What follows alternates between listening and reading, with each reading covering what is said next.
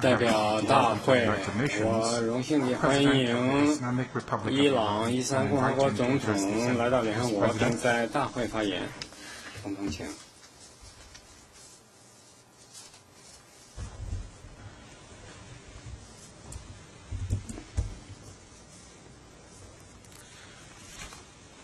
بسم الله الرحمن الرحیم本着以 الحمد لله رب العالمین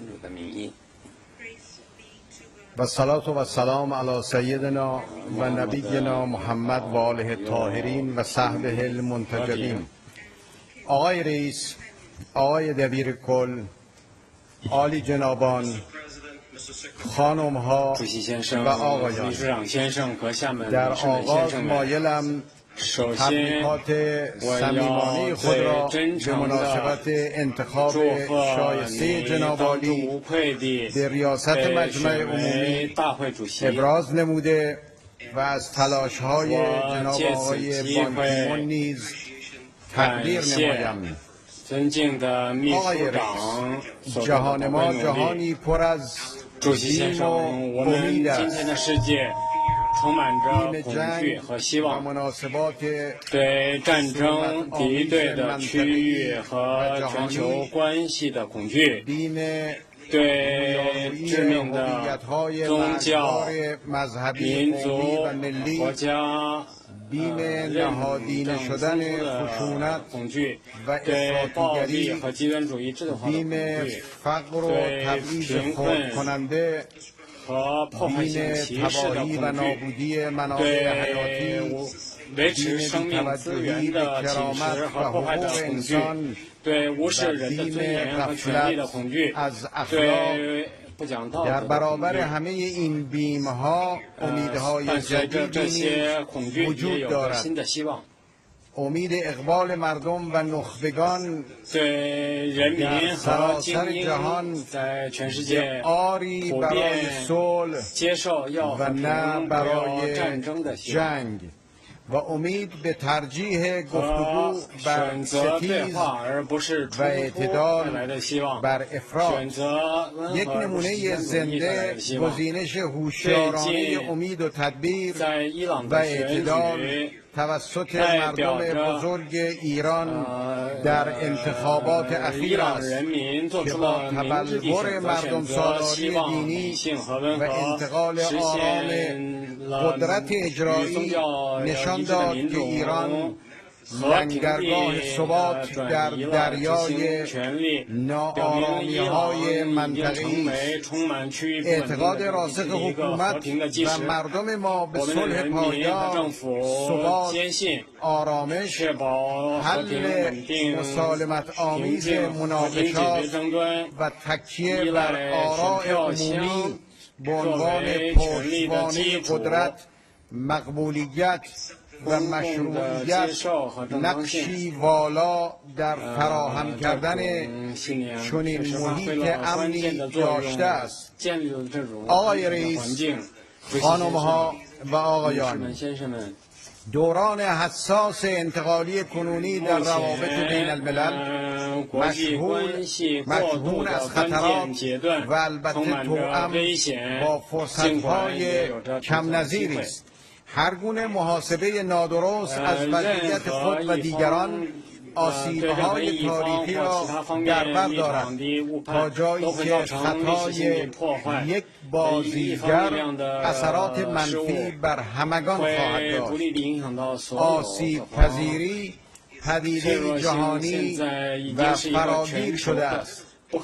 در این گذر حساس در تاریخ مناسبات جهانی عصر بازی‌های با حاصل جمع صفر پایان یافته است، ولی هنوز معدودی از بازیگران روش‌ها و ابزارهای کهنه شده و عمیقاً ناکارآمد را به کار می‌گیرند تا برتری و سلطه پیشین خود را حفظ کنند.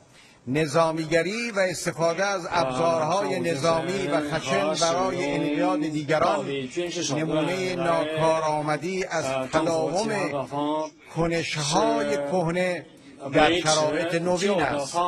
اقدامات زورمدارانه اقتصادی و نظامی برای حفظ و تداوم سلطه و برتری گذشته با مجموعه ای از قالب‌های مفهومی همراه شده که همگی ضد صلح، ضد امنیت، ضد کرامت انسانی و ضد آرمان‌های بشری میباشند.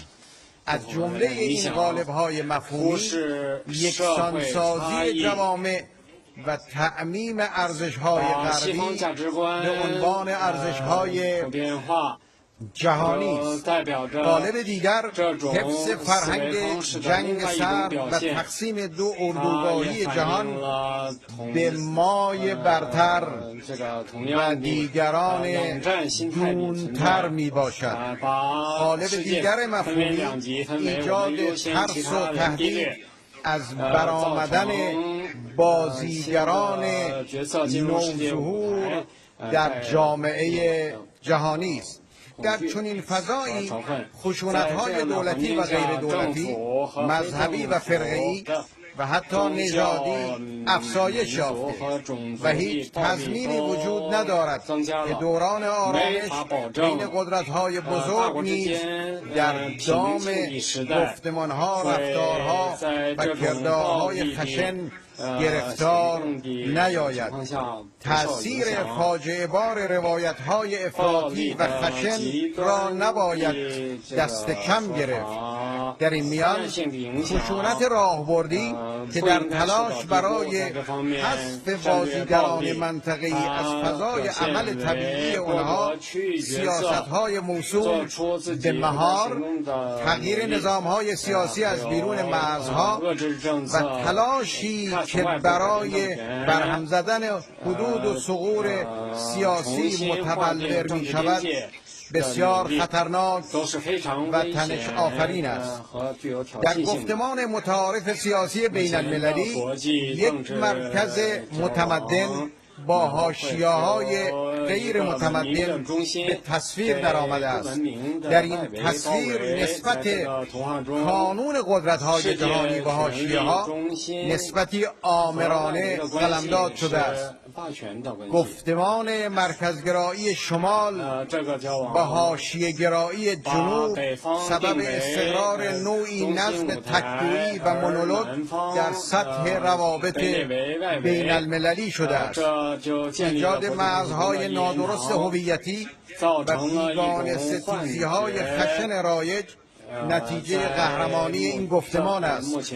گفتمان‌های تبلیغاتی و بی اساس دین ستیزانه، اسلام هراسانه، شیعه هراسانه و ایران هراسانه به واقع تهدیدی جدی علیه ثبات جهانی و امنیت انسانی است.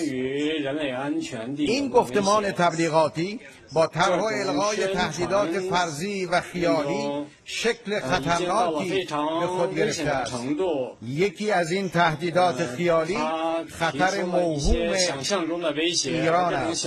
به بهانه این تهدید موهوم چه اقدامات ناهنجار و چه جنایت‌ها در 3 دهه گذشته صورت نگرفته است. تسلیح صدام حسین به سلاح‌های شیمیایی و حمایت طالبان تنها نمونه‌ای از این جنایت‌هاست. صریحاً و با قاطعیت تمام و با استناد به مدارک و شواهد متقن اعلام می‌دارم که اونهایی که دم از تهدید ایران میزنند یا خود تهدید علیه صلح و امنیت بین المللی یا به تهدید دامن میزنند.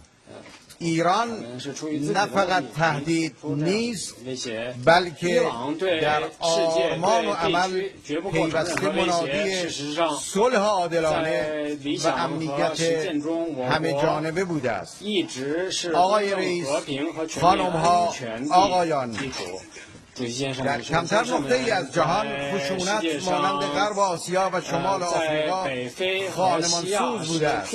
مداخله نظامی در افغانستان، جنگ تحمیلی صدام حسین علیه ایران، اشغال کویت، مداخله نظامی علیه عراق و رفتار خشن سرکوبگرانه علیه مردم فلسطین، ترور شخصیت‌های سیاسی و مردم عادی در ایران و بمبگذاری در کشورهای منطقه نظیر عراق، افغانستان و لبنان نمونه‌هایی از خشونت در 3 دهه گذشته در این منطقه اند. آنچه بر مردم مظلوم فلسطین می‌رود چیزی جز یک خشونت ساختاری نیست. سرزمین فلسطین در اشغال است. حقوق اولیه فلسطینیان به طور فاجعه باری لغو می‌شود و آنها از بازگشت به خانه محل تولد و دسترسی به سرزمین مادری محرومند. جنایاتی که بر مردم بیگناه فلسطین می‌رود خشونت نهادینه ای را به نمایش می‌گذارد که برای توصیف آن آپارتاید مفهوم و واژه کم وزنی به نظر می‌آید. فاجعه انسانی در سوریه نمونه دردناکی از گسترش فاجعه آمیز خشونت و افراط در منطقه ماست. از ابتدای بحران و از زمانی که برخی از بازیگران منطقه‌ای و بین المللی با سرازیر کردن منابع تسلیحاتی و اطلاعاتی و تقویت گروه‌های افراطی سعی در نظامی کردن این بحران داشتند، ما تأکید کردیم که بحران سوریه راه حل نظامی ندارد. نمیتوان اهداف استراتژیک و توسعه طلبانه و به هم ریختن توازن و تعادل‌های منطقه‌ای را با پنهان شدن پشت کلمات بشردوستانه تحقق بخشید. هدف مشترک جامعه بین المللی باید خاتمه سریع به کشتار مردم بیگناه باشد.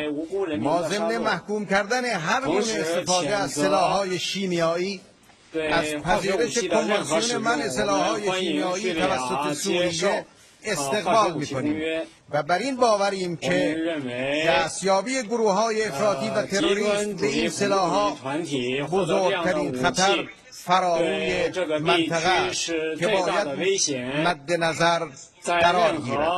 همزمان استفاده غیرقانونی و غیر کارآمد از تهدید یا استفاده از زور تنها به گسترش خشونت و بحران در منطقه دامن خواهد زد.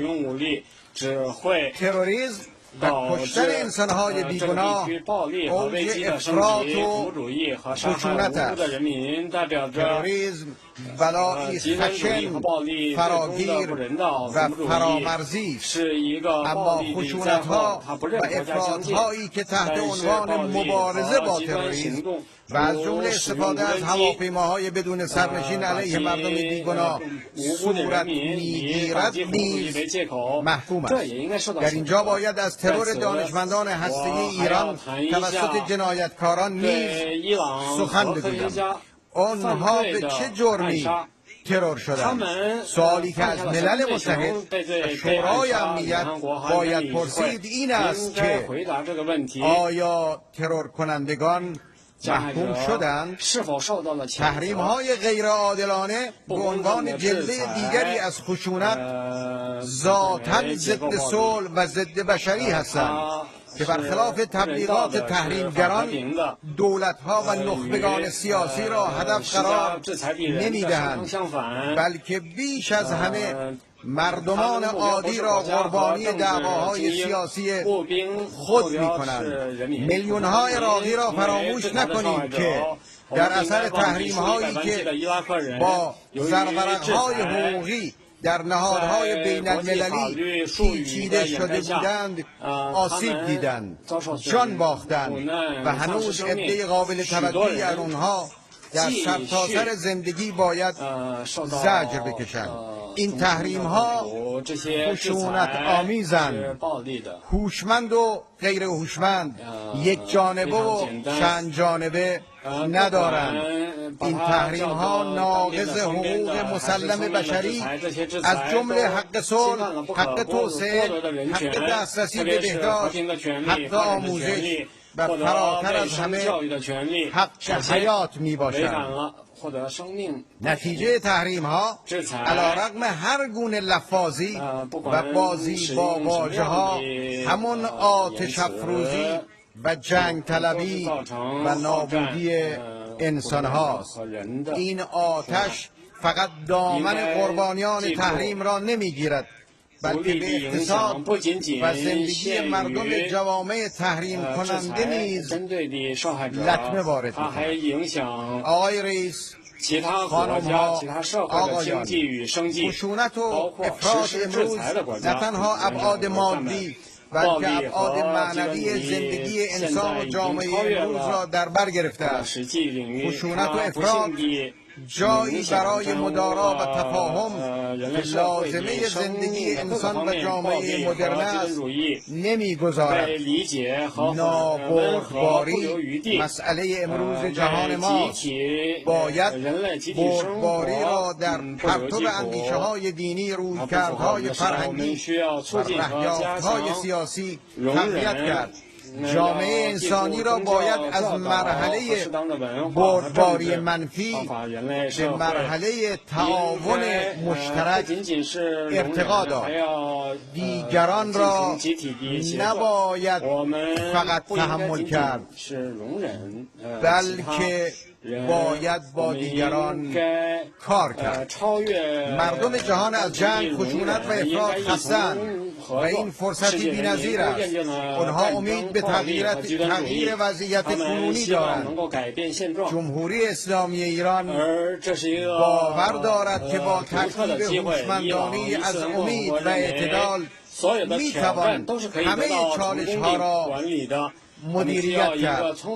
جنگ افروزان می‌خواهند امیدها را بخشکانند، در حالی که امید به تغییر مثبت مفهومی فطری، دینی، فراگیر و جهانی است. زیربنای امید باور به اراده عمومی مردم جهان برای مبارزه با خشونت و افراط، تغییر پذیری، مخالفت با ساختارهای تحمیلی، بها دادن به گزینش و عمل مسئولانه انسانی است.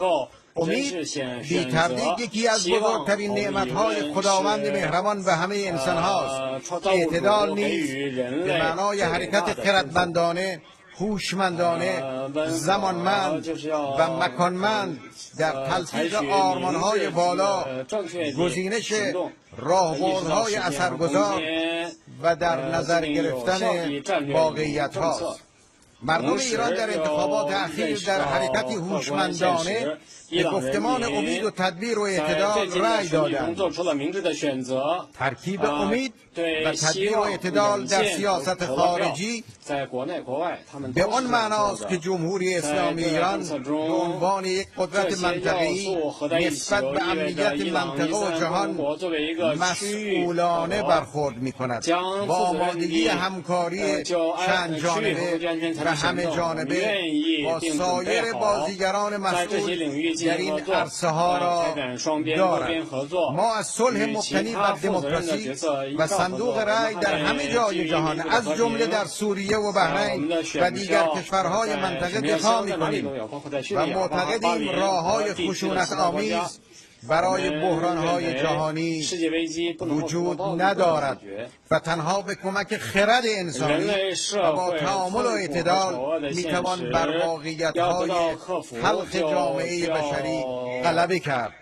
لذا تضمین صلح و دموکراسی و تأمین منافع مشروع همه کشورها در جهان و از جمله در منطقه خاورمیانه با نظامیگری محقق نمی‌شود. ایران به دنبال راه حل مسائل و نه تولید مشکلات است. هیچ پرونده و موضوعی نیست که با امید و اعتدال، با احترام متقابل و با نفی خشونت و افراط قابل حل نباشد. اجازه دهید به پرونده هسته‌ای ایران اشاره کنم. پذیرش حق طبیعی، قانونی و مسلم ایران به فرموده رهبر فرزانه انقلاب اسلامی ساده ترین راه حل این موضوع است.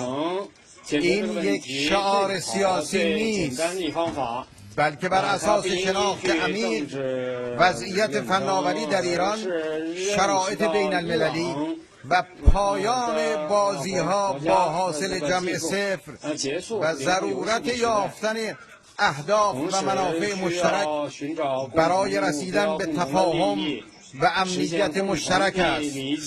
به عبارت دیگر، ایران و دیگر کنشگران باید دو هدف مشترک را به عنوان دو قسمت غیر قابل تفکیک راه حل سیاسی پرونده هستی ایران دنبال نمایند. یک، برنامه هستی ایران و همه کشورهای دیگر می باید تنها در جهت اهداف صلح‌آمیز باشد. من اینجا به صراحت اعلام می کنم که این هدف صرف نظر از مواضع دیگر بازیگران هدف جمهوری اسلامی ایران بوده و خواهد بود. سلاح هسته‌ای و کشتار جمعی هیچ جایگاهی در دکترین دفاعی ایران نداشته و با باورهای بنیادین مذهبی و اخلاقی ما در تعارض است. منافع ملی ما ایجاب می‌کند که هر گونه نگرانی منطقی پیرامون برنامه هستی ایران را مرتفع نماییم. هدف دوم، یعنی پذیرش اعمال حق غنیسازی و سایر حقوق هسته‌ای در خاک ایران، تنها راه تأمین هدف اول است.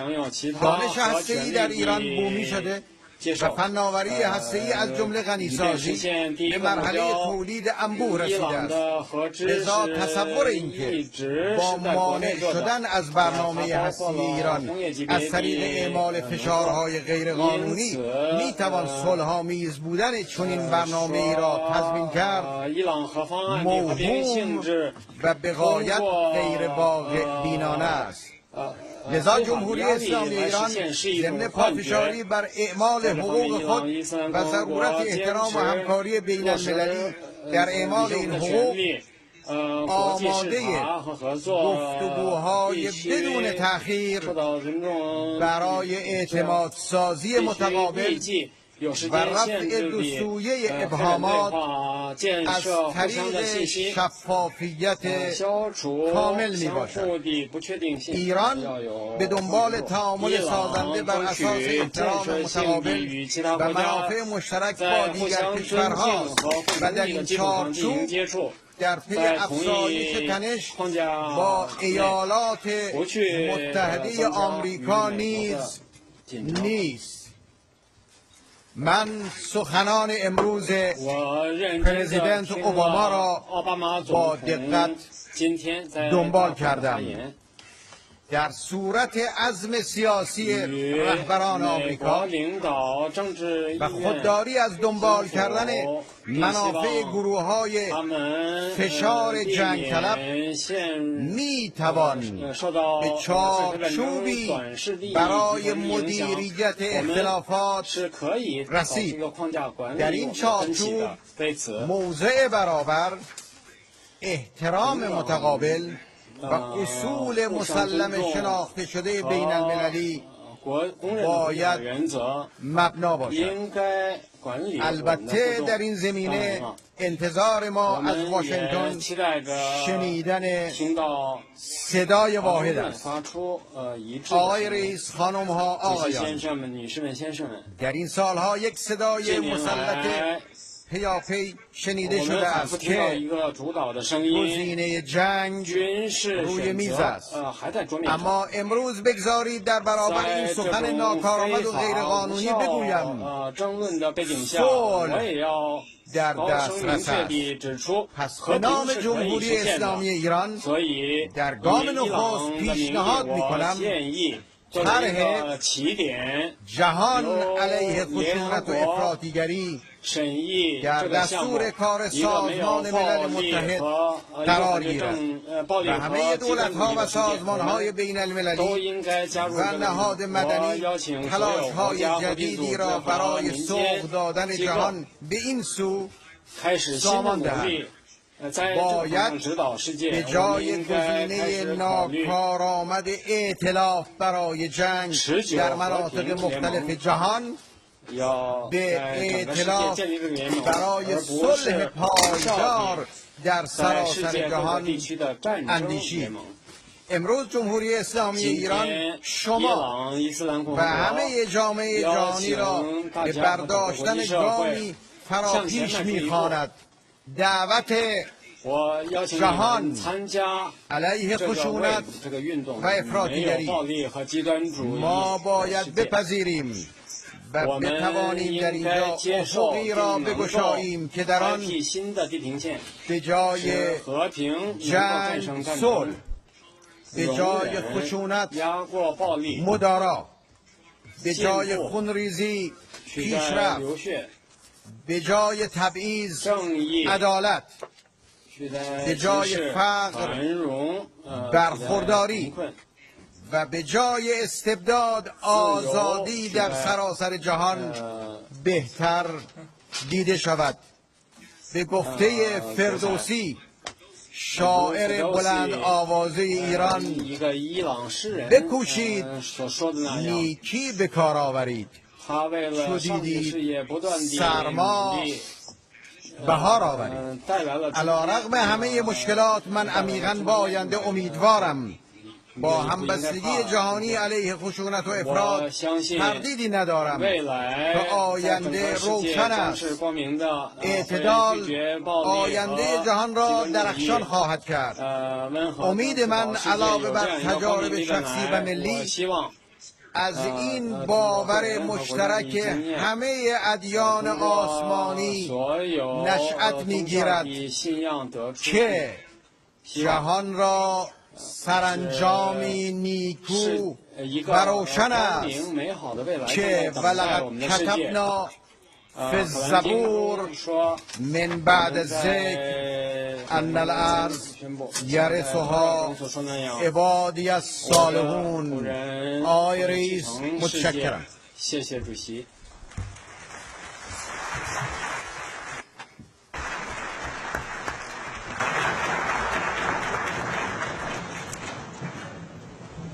On behalf of General Assembly, I wish to thank the President of the Islamic Republic of Iran. 代表人我感谢这个伊朗伊斯兰共和国的总统刚才说的讲话。我请各位代表留在座位上，我们也要问候这个总统。